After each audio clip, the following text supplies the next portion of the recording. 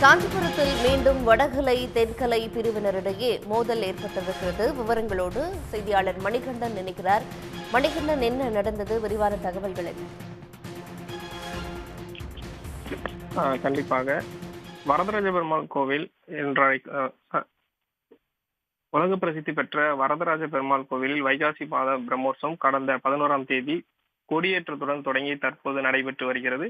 பிரம்மோற்சவத்தின் 5ஆம் நாள் உற்சவமான இன்று மோகினி அவதாரத்தில் எழுந்தரில் தங்க பல்லக்கத்தில் வீதி உலா வந்து வரதராஜ பெருமாள் காட்சியளித்து வருகிறார்.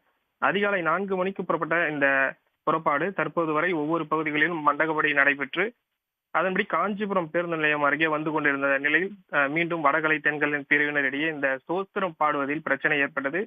இதனால் சாமி நடு ரோட்டில் நிறுத்தப்பட்டு இருவரும் வாக்குவாதம் செய்ததால் பரபரப்பு ஏற்பட்டது.